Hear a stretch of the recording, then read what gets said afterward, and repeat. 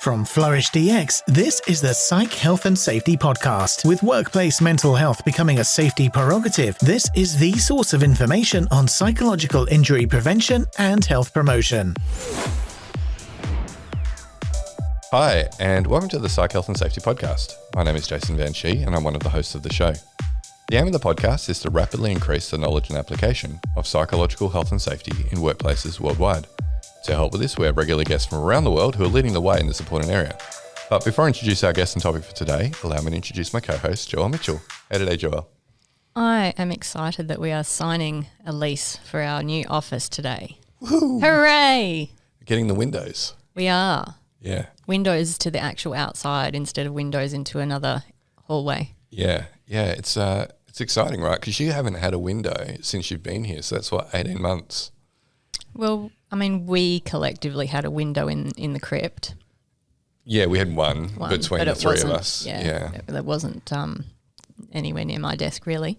Yeah, but with the team growing, we're up to 15 people and hopefully another 5 new starters in the next few months, then we need the extra sunlight, I think. Well, yes, extra sunlight and probably the space as well. Yeah, the space will be nice. Yeah. And we'll have just a nice content room as well. Yeah. So hopefully we'll be recording in the new studio within the next month. I know. That's going to be exciting. Yeah, that will be good. Probably after my trip. Yeah. We'll be doing our first ones in October. Yep. That'll give the stallions time to make it look pretty. Yep. Hey, I've got some news. So I'm going to London. Yeah. And there's this guy over there, Stuart Mace, who I know listens to the podcast. Mm-hmm. Peter Kelly once made a comment about how my shirts are really tight when I did the 45,003 Training Academy videos. Yeah. And in a recent video that Jack shared, the one with the Oprah Winfrey bees, I could see that I wasn't carrying my weight very well. So I was like, before I go to London, I got to go t-shirt shopping when I'm over there with Stuart, and I got to make sure I actually fit into some decent tees. Oh, is that why you're going on keto? One of the many reasons. I like to use a few kind of motivators. Well, if you're listening, Stuart, I'm coming for you. I'm going to get some good t-shirts that fit. So are you now competing with Stuart for how a t-shirt looks on you? Is that what this is about? No. I just didn't like the crack that Peter made about my shirts being tight. But in hindsight, looking at the video that Jack produced, they were sitting pretty tight. So what does this have to do with Stuart Mace? He called me out on it on LinkedIn. So just letting him know. I heard. Oh, I see. And I'm responding by... Right. By Wow. It's either buying bigger t-shirts or getting smaller. I prefer to get smaller, I think. You can do both. I am 40 now, so I've got to look after myself. I mean, it's probably a good idea to look after yourself through your whole life. But particularly when you hit 40. Yes, it gets more difficult once you hit 40, I believe. Yeah. Not that you would know, right? Well, I've also hit 40. So you would know. Not really. You eat as much as you like and you never change size. So no, but maybe some sunlight will just make you grow. Generally unfit though, so... Yeah, even when you got a bike that propels itself, like you still can't ride it into the office. Actually, listeners who are like hanging on, waiting to hear if Joelle's ridden her bike into work yet, she has not yet done it. And why is that, Jason? Because it's not self-driving enough. You still have to pedal. No, that's not correct. What's my real reason for not riding into work? It's been cold. No. You got to drop your son off at school. Yeah, there you go. Yes. Yeah. Yeah, good excuse. Anyway, we should probably introduce our guest. We could, I guess. Yeah, now this guest actually is not travelling too far to be on the podcast today. No. He's very close to us. He has over 25 years of international and Australian experience developing and executing business and customer strategy, innovating products and growing markets in highly regulated and complex environments. He's also the latest addition to the FlourishDx team as our Chief Customer Officer. A big warm welcome to the podcast, Steve Davison. Hooray! Hey, Joelle. Hey, Jason. Thank you very much for having me. And more importantly, Jason, thank you for waiting till week 3 to spring this on me. Well, we told you in week 2 that we wanted to do the podcast. We gave you plenty of lead time, Steve. I don't know what you're grumbling about. Oh, geez. I'm getting very used to the banter in the office, and I'm waiting to get picked on a lot more as well. But it's all good, and it's great to be here. Yeah, for those who have been listening, you may have heard that Joelle had an empty desk next to her. Steve is now taken up that empty desk spot, and we put him into the lion's den really, and he's coping well, swimming. She's a great desk buddy, I must admit. I'm hilarious. Yeah, you're okay. All right, Steve, what are your favourite podcasts? Oh, look, I've got to say it, but Psych Health and Safety podcast has got to be one of them. Yeah, we'll have him back. Yeah. I also want to make sure I keep a job. Well, that's it. When's his probation period over? Yeah, another couple of months. So, Yeah.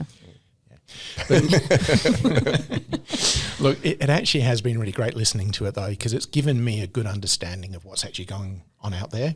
And I've also had the benefit of listening to some of the banter. So I knew what I was getting myself into before I joined. Did you, though? Oh, yeah, okay, I didn't. We keep it relatively PG on the podcast. Yeah. But no, look, it is great to be here. And podcasts, I do enjoy listening to them, and I actually do listen to the Psych Health and Safety podcast. I also try and listen to them when I'm driving, when I don't have the kids in the car, so I have a bit of time. And there's a few others I listen to. One of them is The Imperfects, which really is great, just talking about people and just realising how different people actually are and what's going on out there. And there's another one similar to that called Modern Wisdom. And one of my favourites on that has been what they call Cosmic Skeptic 8, which is impossible thought experiments. And listening to that's just been absolutely fascinating and kind of wondering myself if I've ever put through any thought experiments without realising. There's plenty here going on, I'm sure. Yeah, Jason, that makes me really nervous. on the hazards of working with psychologists, yeah. We haven't pulled out the electrodes yet, so you're okay. Yeah. Oh, geez, okay. Can I start working remote, please?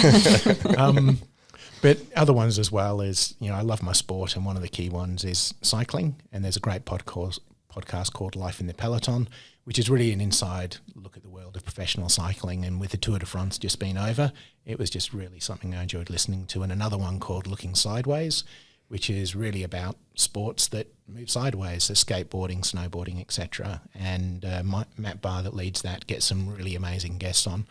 And they talk about not only the sport, but they talk about themselves as well. And it's interesting in that one how many of them talk about the issues and the tensions they've faced as professional sports people around their mental health. So, really, really good. But those are the main ones I kind of listen to in amongst the fairy tales within the car with the kids. Yeah, it's I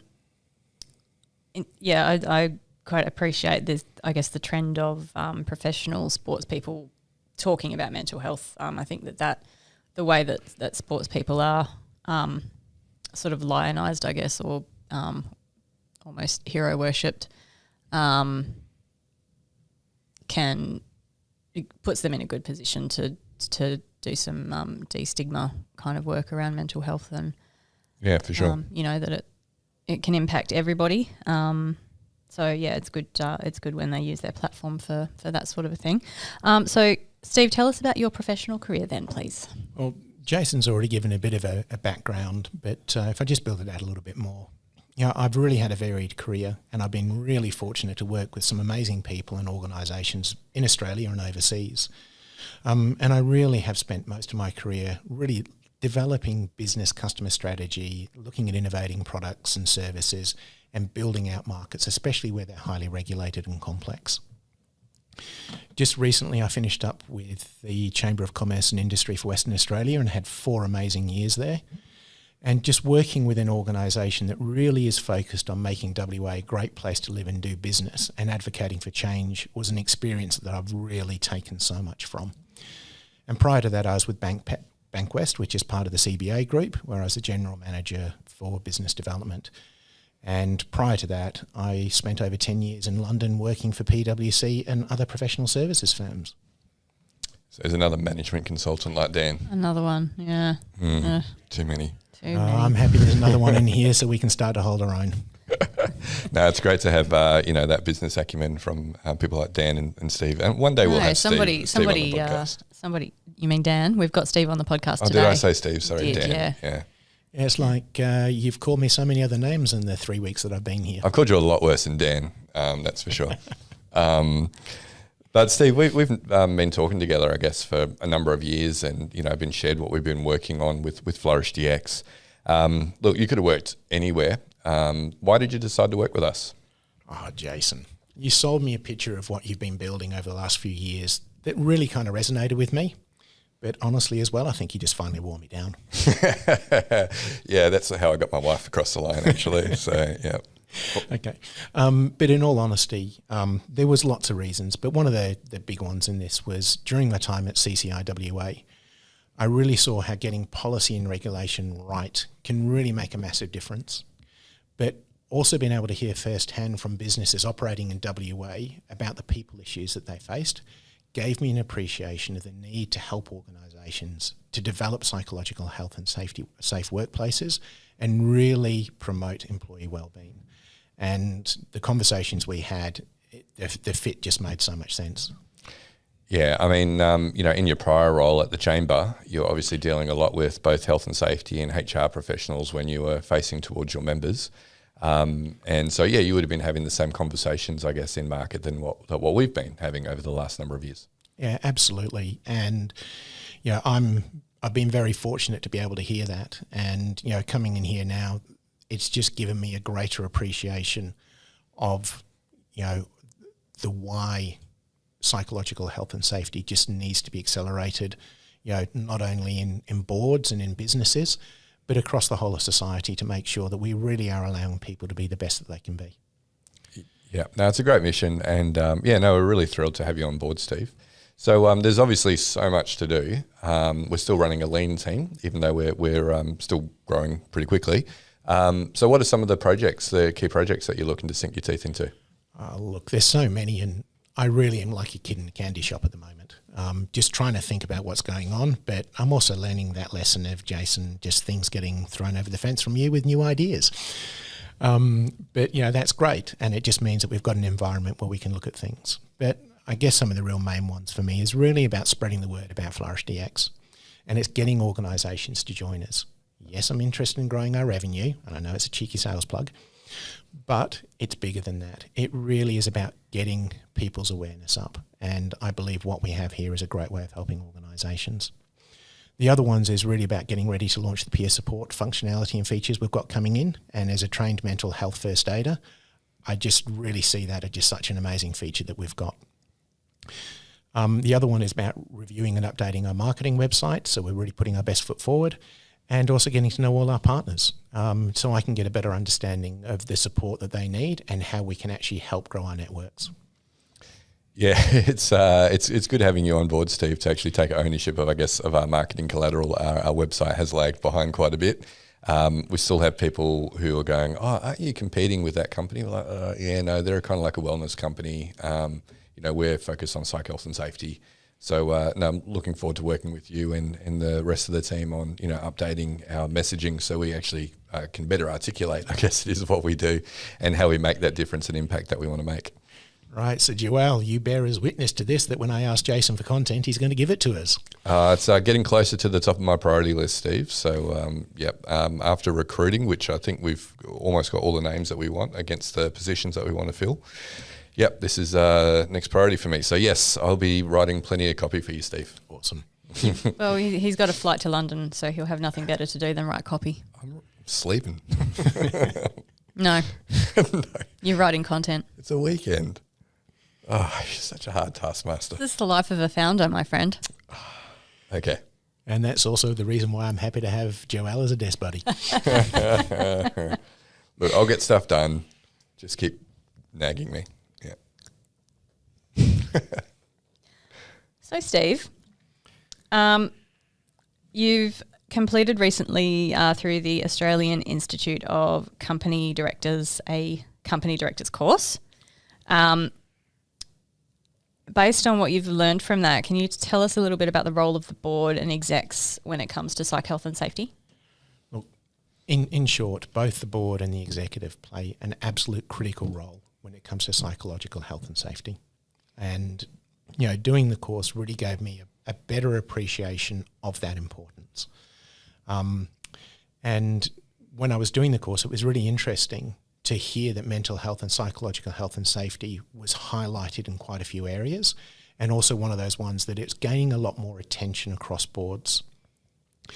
And for me, going through that course and listening to it and doing a lot of reading, it was another reason about joining FlourishDx, because you can see it coming up to be a real critical agenda item, not only for boards, but also within the executives within organisations as well. What would you say is the role then of the board and exec when it comes to psych health and safety? So look, before we go into that, what I would like to say is, my view really is that health and safety is now one of the greatest risks faced by boards, and really the ultimate responsibility and consequences for health and safety governance practices rest with them. And being able to identify, quantify and manage that human capital risk, including psychological risk, has never been more critical. And really to kind of explain why that human capital and psychosocial risk is now one of the greatest risks faced by boards is simple. We know that 41% of employees have experienced mental health symptoms caused or worsened by work in the last year. That figure, if we were talking about physical injury, would be unacceptable to boards and management. So they really have to lean into this issue. And we've also seen over the last few years increasing workers' compensation claims, not only for physical injuries, but also increasing ones around psychological issues as well. And that really is kind of a worrying trend. And the ramifications of not effectively identifying and managing that exposure to psychological hazards really could be disastrous. And it's not only for those people making the claims, but it's also for the organisation, its reputation, its executives and its directors. And if we strip that back to the next level, one of the directors of a board, their core responsibility is about understanding the health and safety risks their people face and to ensure that the processes are in place to minimise them. And if we look at Australia, one of the directors have a legal obligation to ensure mental health issues are properly managed. And they also have personal liability as part of their due diligence obligations under the Work Health and Safety Act. And those obligations also include responsibility to reduce psychosocial hazards and to create psychologically safe workplaces. So, this is kind of a really, really important piece for them. So if we then kind of look at, what's that role? It really is leading the organisation and helping them move through and really meeting not only their requirements and the regulations, but making sure they're building the right culture.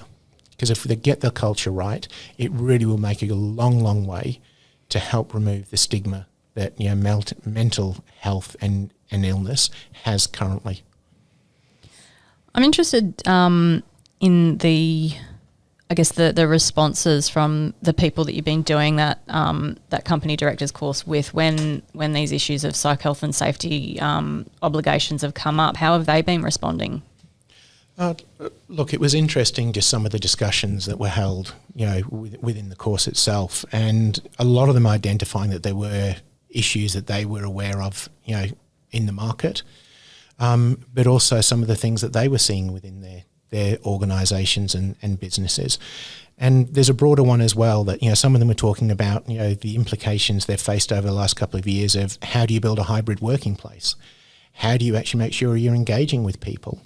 So the conversations were kind of not only general in nature about what we're seeing change in the marketplace, but some of them talking about what was going on within their own organisations. Now, some of those I can't obviously talk about because it's Chatham House rules, but there was definitely that feel out there that, this is a really, really important issue. And for a lot of them, they could see what was going on out there. And what was great is, a couple of the facilitators that we had were very, very good at talking about some of the things that we actually do see out there, especially around harassment, sexual harassment, bullying, burnout, etc.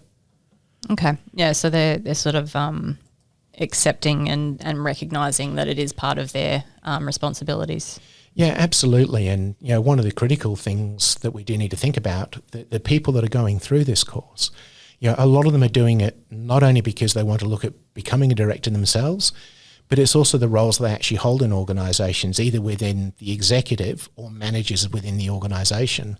So even them just having that awareness and being able to know and talk about it is really great about trying to change and embed it within an organisation. So, I was really, really glad to see it come up, and I took a lot out of it as well. Yeah, good. Yeah. Now, Steve, when you're at the chamber, you're obviously in the leadership team there, and when you were called in to consult with member organisations, often it was at the C-suite level or the board level. So in that experience, and as well as this recent course that you've done, how well do you think board members and executives currently understand this part of their responsibilities? Look, I would say it goes beyond all of that. And, if I take a step back and think through the experiences I've had, over the last 10, 15 years at least, it's been sitting there and discussions have been rolling through around the particular topic.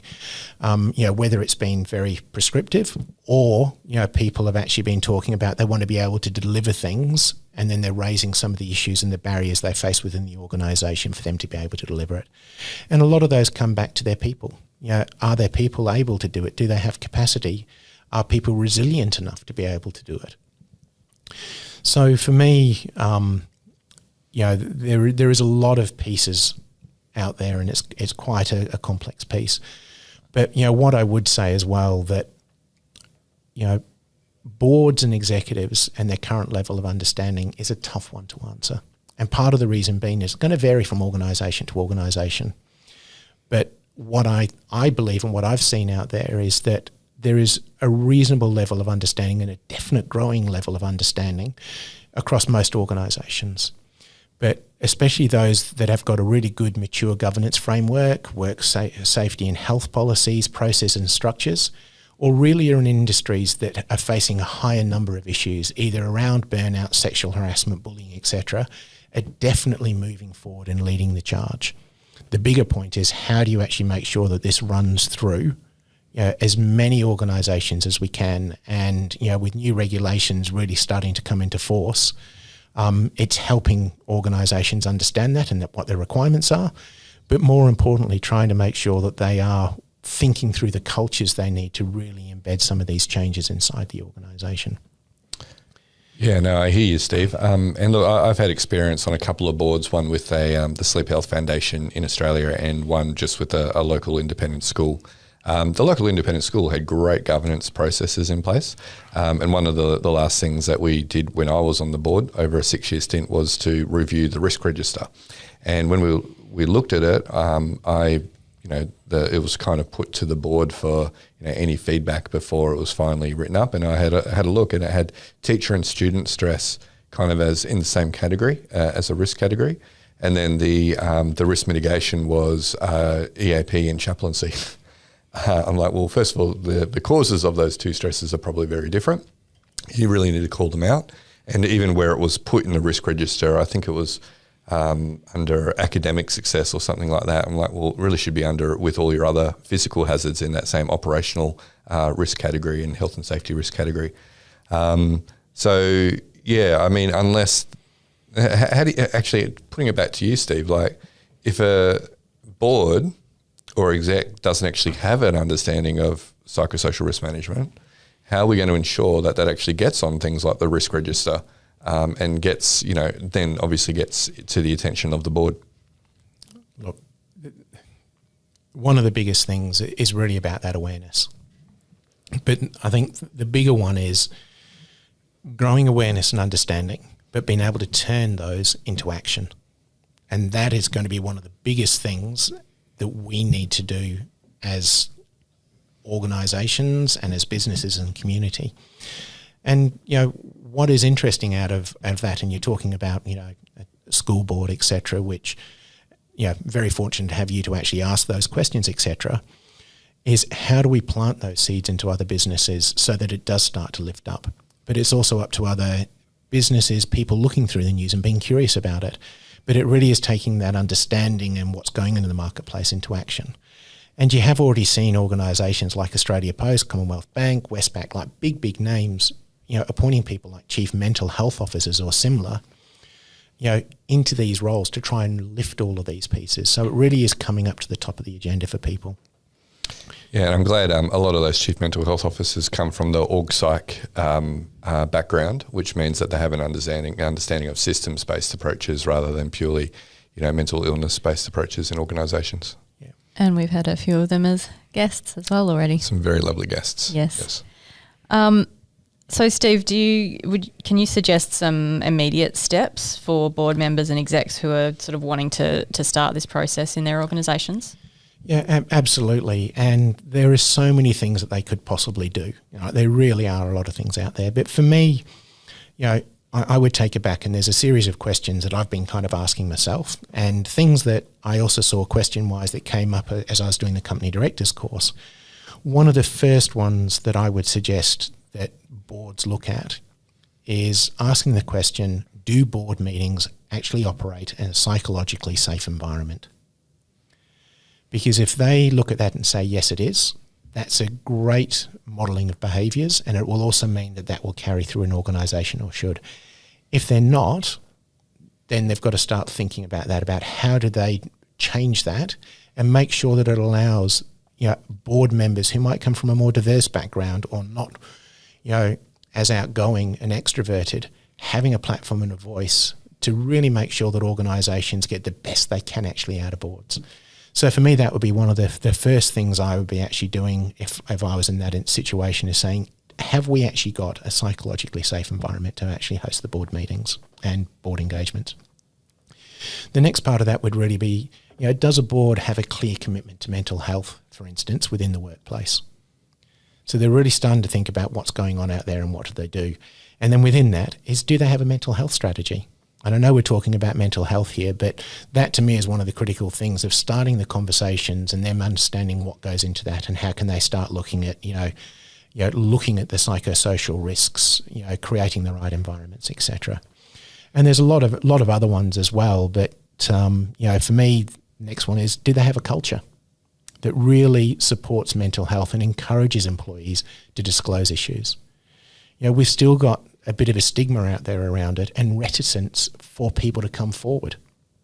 So we need to really start to unpack that and actually create an environment where people can come into work and really be themselves, really deliver value into an organisation, but know they're going to get that support within an organisation, no matter where they are on that mental health continuum. Yeah, no, a lot of work to do, obviously, in that space. And one of the things I think that might get the board's attention is the topic of ESG. So we've had previous guests like the likes of Wade Needham and others come on and talk about ESG and sustainability and how that's raising up the board's priority list in terms of their agenda for their organisations for a number of reasons. But what role do you see ESG yourself in impacting the emphasis that businesses and government agencies place on psych health and safety? Right. ESG is a hot topic, and we can see it becoming even more of a topic in discussion across, lots of different, geographies around the world, really. And for me, that ESG framework can really offer a great tool to advance psychological health and safety in the workplace. And if you think about an ESG score, it really derives from an organisation's performance, measured against, environmental, social and governance factors.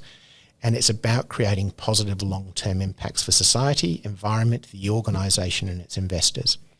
So you can see how psychological health and safety, really could be one of those variables that is necessary for organisations to really understand, both positive and negative, and to really build into what they're doing if they're going down the path of actually using an ESG framework.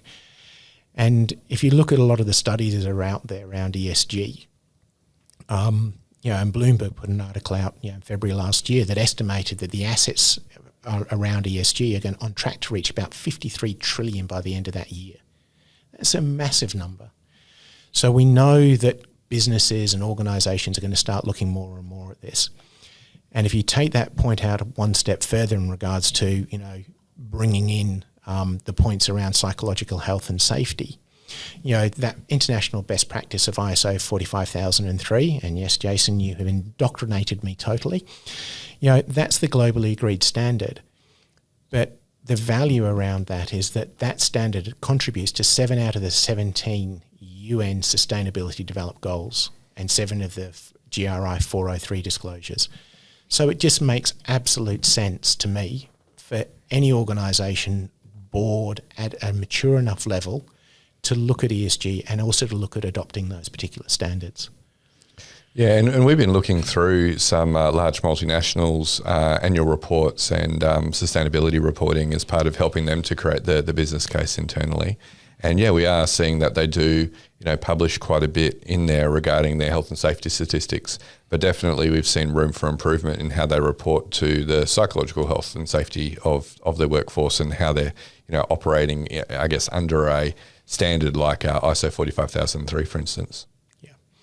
Yeah, and I'd say what we will find as well is that as more organisations adopt it or get more mature against those particular standards, that will start to filter down within their supply chains. So who do they use as contractors and suppliers, etc.?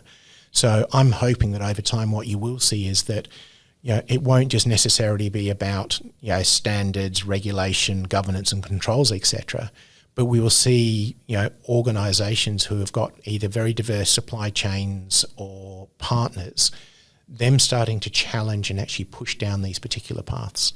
And we can see it in other initiatives as well, so about inclusion, diversity already. So my real hope is that, what we are already seeing here, but also then things like ESG coming into force, will really start to pull ourselves forward around these particular pieces and really give psychological health and safety a really good platform, but organisations understanding the importance of why they need to lean into this really heavily. Yeah, there's a whole sort of extra layer there, I think, around like your social licence to operate and even, your impacts on public health in the communities that you're operating in as well. If you're, having this constant adverse psychological impact on your employees, then that's going to create pressure on the health system and all of those types of things, caregivers and family members of those employees and all of that sort of thing. So I think, we're probably seeing an increased expectation from the workforce that employers will care for their mental health. And we know that that's, one of the big factors that people consider when they're thinking about a job offer. So I think that even purely from if we look at employees as potential customers in a way, there's that sort of driver as well from the market. Absolutely, Joelle, and the point you raise around licence to operate is really important. And if we think about that licence to operate, and we're seeing more pressures right now, on certain industries around environmental impacts, and either shareholder activism or people really being passionate around environmental issues, and they're being challenged, and they've been having to respond to that to ensure that they are able to put forward a position of why they have that license to operate. But we're also seeing in other industries as well. You open the paper any day and you can see headlines on sexual harassment, on bullying, on burnout, that those are going to become critical parts within that license to operate as well. And it's not just going to be what's happening inside that organisation, it's been what's happening within that industry, in the industry vertical. You'll start to see people saying, I don't want to go in there, and we can't have that happen. So we really need to make sure we're encouraging people to really think about the relevant pieces around that license to operate and creating the right cultures, the right structures, the right environments to allow people to come in and deliver, and also to make sure they can get the right people into the organisation. If not, labour shortages, etc., are just going to get worse and worse.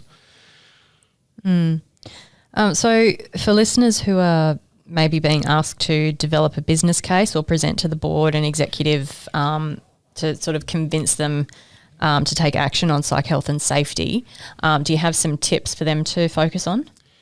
I certainly do. And if I could only make one recommendation or one really, really big tip, that would be is make sure you've got a sponsor or a champion at the senior exec, or even better still, at board level, right? They can be a wealth of support in understanding the key objectives and outcomes that the organisation is trying to achieve. And they can also provide great insight into what the objections or issues that may need to be addressed amongst those decision makers.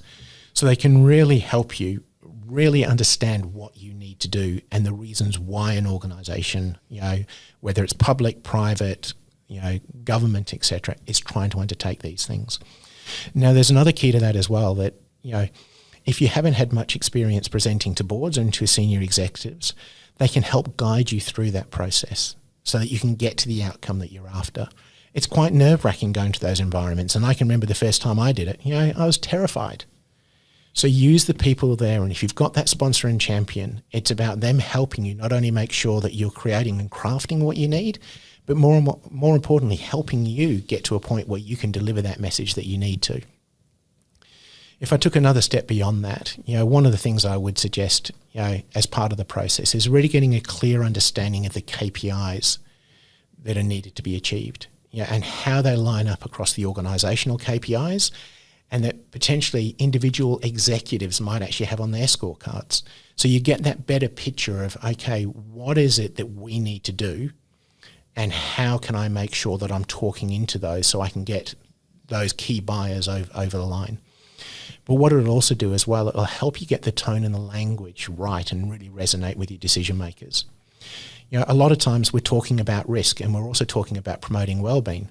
They're two quite different things. And if you think about the audience that you're talking about, they're going to come at this from different angles and different aspects. So it's really been about being able to talk about those, but how do you make sure that you bring all of those in so you can talk about within it, how are you proposing to reduce or mitigate risk? How are you going to actually improve wellbeing? How are you going to think about things about productivity? So it really is coming back, looking at making sure you've got a champion, a sponsor, and using them and other people to help you. And the other one is making sure that you've really thought through what those KPIs and those objectives that you're trying to achieve, and balance and line yourself into those.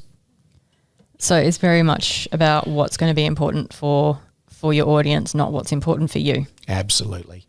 But, the hope is as well, what's important for you lines into a lot of those things as well. Good advice. Thank you, Steve.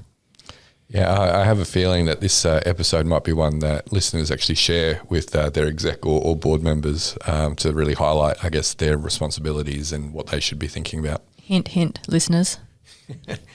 And look, on that particular point, Jason, you asked me about some of those questions that, I'd be asking boards or some of the other points. There's a lot more I can think about, but I don't want to sit here and kind of go, hey, let me give you a list of 20 or 30, because it's not really what this is about. This is about just trying to get some of those key messages and those and other key thoughts across. So if we do get to a point later on and people are looking for those, or they've got queries or questions, reach out and we can have discussions around it. This is really trying to help people understand and where can they get into the board and the executive at the right level to make sure that we are delivering what we need to help create psychologically safe work environments and meet the requirements and the obligations that both the board, the executive have. Yeah, absolutely. Hey, Steve, we're almost at the end, but we're not going to let you get off that easily. One of the questions we like to ask all of our guests, and given that you're an avid listener of the Psych Health and Safety podcast, you should be ready for this one. What are your hopes for the future of workplace mental health? Geez, Jason, I feel like I'm being set up here. Look, for me, the biggest one is that we get workplace cultures to change, and we allow mental health to be discussed openly and without stigma. That's a big ask, as cultures are difficult to shift and they also take time. But for me, that's the real big thing, is we need to make sure that we've got the culture, the strategy right within an organisation that lets us move these things forward. Because if we don't get that right, and it does come from the top down, but also the bottom up, if we don't get that right, it's going to be a hard slog. So that for me is really the big thing that I would really love to see change. Yep, hear. And last question for you today, Steve. Do you have any words of advice for listeners who are interested in working in the field of psych health and safety? Yeah, I've got kind of two core pieces, and I went through these myself. It really kind of takes some time, and either find thought leaders that you can go learn from, and go have also a look as well at what regulators are saying. Because a lot of time, thought leaders and regulators might come at things differently, but they've most probably still got the best interest at heart of what they're trying to actually achieve. It'll also give you some real good oversight about what's actually happening out in the marketplace. And I would really encourage people to do that. So you build that knowledge before you move forward. And the other one is, if all else fails, just listen to the Psych Health and Safety podcast. And as a bonus, you also get to hear the banter, although I am now hearing it's a lot cleaner than what we offer elsewhere within the organisation, between Jason and Joelle. So there you go, listeners. If you weren't sure before, you've heard it from a third party. It does get way worse than this. Yeah, and thanks for the writing campaign too, by the way. Dan's been flooded with emails. So maybe we'll get our up late with Joelle and Jason. Has he been flooded with emails? I think he might have almost gotten one, which is almost like a flood. Well, yeah. A tsunami. One would have been much more than we expected, yeah. Yeah, listeners have let us down really, haven't they? Well, also diagnostics is spelt with an X, not with a CS. So this is why we think that he hasn't been flooded. Yeah, otherwise there would have been a flood, yeah. Daniel at People Diagnostics, spelt IX, .com.au. Yeah, okay, you've heard it, listeners. If you want that, the After Dark episode with Jason and Joelle, where you hear our real selves, then you really need to do that writing campaign. Yeah, it's the only way it's going to happen. Yeah. Hey, Steve, look, awesome to have you on the podcast, but even better to have you as part of the organisation now. So we're really pleased that you've joined us, and we're really looking forward to working with you as we sharpen our messages and, get through to the exec and board level in particular, who really obviously need to take ownership of this. Yeah, no, thanks for having me. And, I really am just so happy to be here and really looking forward to what we can achieve. Great. Now, Steve, you're going to be flooded, maybe properly flooded, with requests for some follow-up from this. So how can people reach you? So either through the website, so filling in a form and coming through, either through LinkedIn or Stephen at People Diagnostics, remember the X, .com.au. Yep, and Stephen is PH as well. Yep. PHTEFEN. Yeah, just to make it really clear. Really valuable discussion. So, no, thank you again, Steve. And listeners, that brings us to the end of the episode. So remember, we do video these when we have our guests on, including this one today with Steve. So feel free to check out the video if you prefer to take in that medium rather than the podcast on the FlourishDx YouTube channel. We also take the clips from these guest discussions and we put them on the LinkedIn page for FlourishDx. And while you're over there, as Steve said, connect with him, connect with myself and Joelle if you'd like to continue the conversation over there. But that's it. We'll catch you next episode. You've been listening to the Psych Health and Safety podcast. To stay up to date with the latest on psychological injury prevention, follow FlourishDx on LinkedIn and subscribe to the Psych Health and Safety podcast at www.psychealthandsafety.com.